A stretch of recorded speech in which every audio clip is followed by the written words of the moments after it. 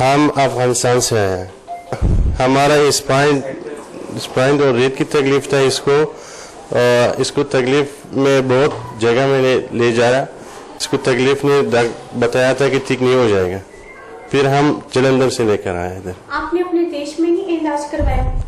उधर देश में इसको इलाज करवाया, फिर पाकिस्तान भी गया। पाकिस्तान भी इसका ऑपरेशन किया था, पाकिस्तान ठीक नहीं हो गया। इसको दोबारा लेकर आया दिल्ली में।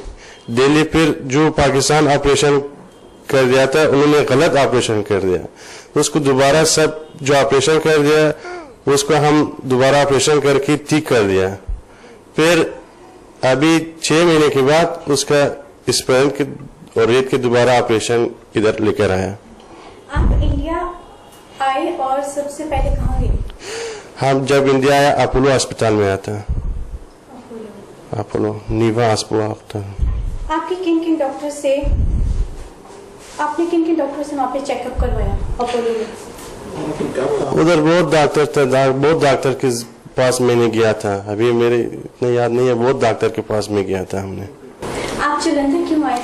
हम जलंधर इसलिए आए कि हम दिल्ली में बहुत डॉक्टरों से देखा है, उन्होंने बताया नहीं होता है। फिर मेरे एक दोस्त था डॉक्टर डैन, उन्होंने बताया आप जलंधर डॉक्टर प्रसीजा के पास, ये सत्यम अस्पताल में बहुत अच्छा ऑपरेशन करेगा। मैं उसके पास लेकर आया मम्मी को। डॉक्टर राजेश पसरीचा से आपकी क्या बात हुई? हमारा डॉक्टर साहब ने बताया कि इसको बहुत बड़ी ऑपरेशन हो रहा है और इसको बहुत खतरा भी है, लेकिन हमने ऑपरेशन कर दिया। मेरे तो कोई बात नहीं, जो मेरे दिल से उन्होंने मेरे बताया कि चलो अब अल्लाह ताला की से बात करके मेरे पास आ जाओ। जब मैंने गया 2 घंटा सोच करके बाद आया उसके पास, मैंने बताया करो मेरे बात हो चुका है कि इंशाल्लाह ये ठीक हो जाएगा। सर, आपकी अम्मी का जब ऑपरेशन हो रहा था तो आप कैसा महसूस कर रहे थे? उस टाइम में मेरा बहुत टेंशन था, बहुत ज्यादा टेंशन था, क्योंकि बड़ी ऑपरेशन था, बहुत खतरा इसको था। इसका जो फिफरा था इसका बहुत कम चल रहा था, इसलिए मेरे बहुत टेंशन था। अब आप कैसा महसूस कर रहे हैं? अभी तो बहुत अच्छा महसूस कर रहा हूँ, अल्लाह के शुक्र है, बहुत अच्छा है। अभी तो बहुत अच्छा महसूस हो रहा है।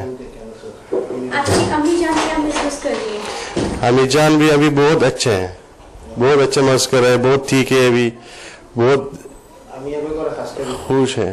हाँ, अम्मी से कुछ बात कराइए।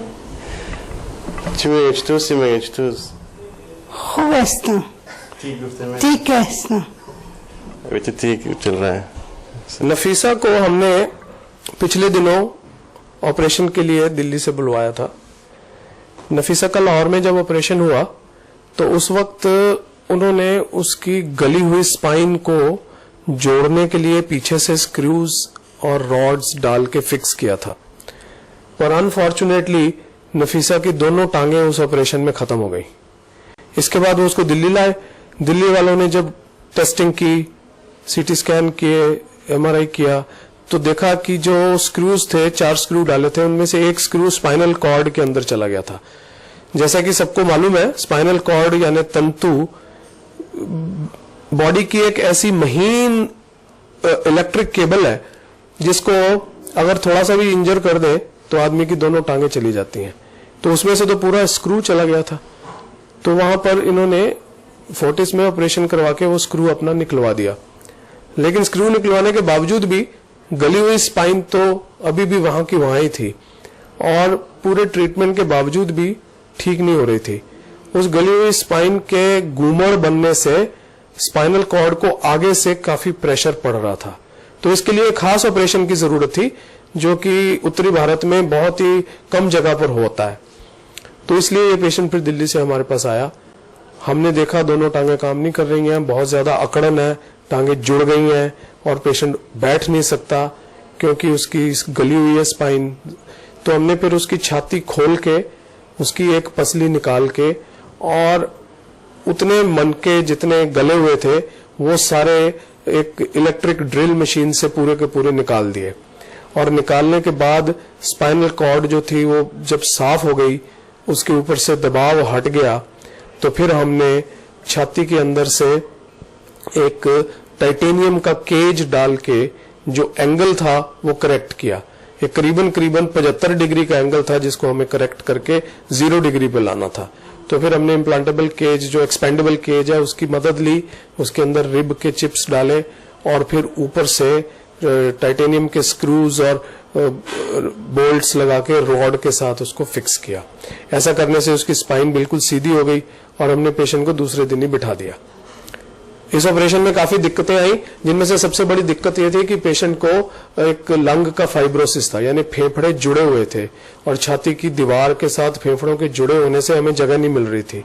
एनेस्थेटिस्ट तो पहले केस कैंसिल ही कर रहे थे, लेकिन माता के हालात इतने खराब थे कि उसके बेटे ने कहा कि मैं इस माता को अब वापस पाकिस्तान ले जा नहीं सकता जब तक कि इसको ऑपरेशन करके एक बार आप पूरा नहीं कर देते। उसने कहा कि जो भी होगा, टेबल पर डेथ भी होगी तो उसके लिए भी मैं तैयार हूं।